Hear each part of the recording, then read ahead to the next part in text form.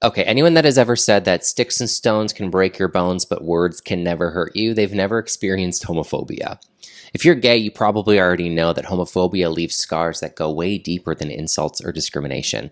And today we're diving into how homophobia impacts our ability to have healthy, thriving relationships, and more importantly, how you can start to heal. And stick around to the end because I'm sharing with you 3 powerful invitations that you can take with you to break free from those patterns. Friends, my name is Eric Feltus and I'm a life coach who helps other gay men make friends, build confidence, and free themselves from shame with a 10-week program that's helped hundreds of men. And if you've ever felt like homophobia has sabotaged your relationships, you're not alone. Today, we're going to break this down together. Before we do that, go ahead and like this video and subscribe for more content. It really does help to get this message across to more people who need it. Let's start off by describing what homophobia is. It is the fear, hatred, or discomfort people have towards the LGBTQ plus community. It can come from outside, like society, media, family, religion, but it can also come from inside, internalized homophobia, which means that you absorb it and turn it against yourself. If you've grown up hearing that who you are is wrong or sinful, that's traumatic. Think of it like death by 1,000 cuts. Maybe hearing it once wasn't terrible, but hearing it all the time and fully believing for several years in a row that you are bad, that's trauma. And over time, repeated experiences of rejection, fear, or violence, they teach your nervous system that you are unsafe in your own body. That creates shame. Shame is the belief that you are bad. It's the fear of being authentic and a sense that you have to hide parts of yourself to be loved. It makes love conditional. If I act this way, I won't be approved of. But if I do X, Y, and Z, then I will be worthy of love. This is a survival behavior, and it takes a heavy toll on your relationships, your body, and your nervous system. When you grow up in a world that's not safe, you naturally scan for danger. That means that in dating, you might struggle to trust people, or you're constantly looking out for the moment that they're going to backstab you. You might have a protective wall around your heart. If you've learned that opening up equals rejection, of course you're going to guard yourself. Or if you've convinced yourself that someone's going to hurt you, maybe you hurt them first to kind of get in front of it. And some people subconsciously avoid closeness altogether, worrying that it's just going to end in pain anyway. And when shame is in the driver's seat, you might chase people who confirm that you're unworthy, repeating those old wounds again and again.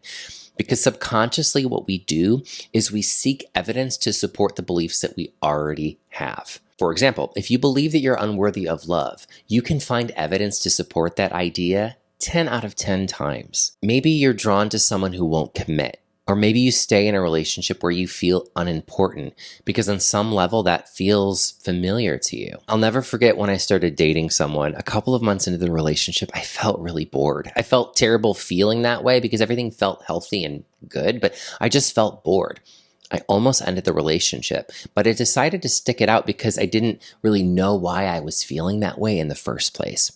Over time, I realized that the reason I was feeling bored was because I had never experienced a secure, healthy relationship before. And so my nervous system was saying, you're feeling bored, that's bad, run away. I'm so glad I stuck it out because, well, now he's my husband.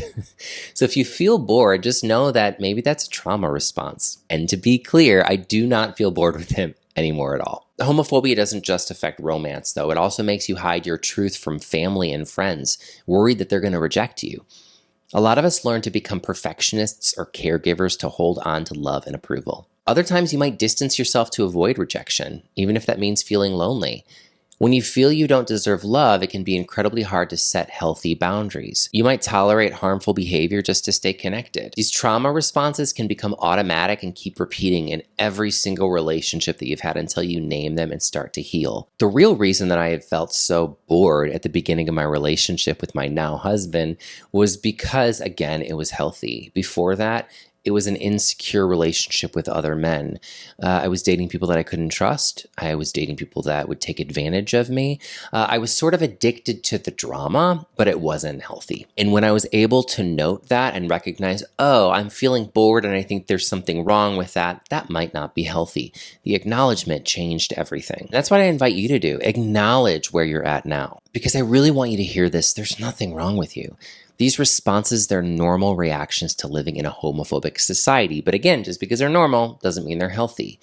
Healing takes practice. Start small. Share a truth with someone you trust. Notice how it feels and go from there. You deserve to surround yourself with people who celebrate you as you are instead of just tolerating who you are. I told you at the beginning of this video that I had 3 invitations for you in order to move through this homophobia and let it go fully so you could have healthy, happy relationships. And the first one really does help you to acknowledge those beliefs that are holding you back.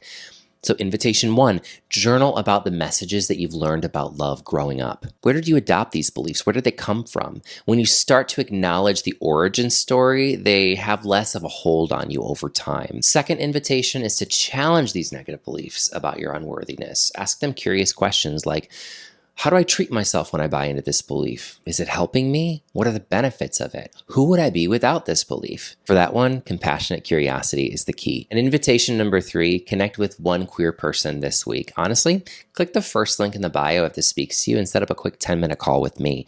I'll ask you a couple questions to see if I can help you. Why is it important to talk to someone?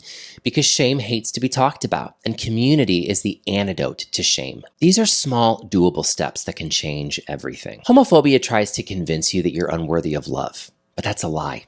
You are worthy of deep, healthy, nourishing relationships. And if this resonates with you, I'd love to hear your story in the comments. What's been the hardest part of loving freely for you? Remember to subscribe if you haven't yet, and share this video with someone who might need to hear it today. And if you want to dig deeper, once again, click the first link below and set up a quick free 10-minute call with me. At the end of the day, just know this, my friend, you are worthy of love and belonging as and because of who you are. Peace out.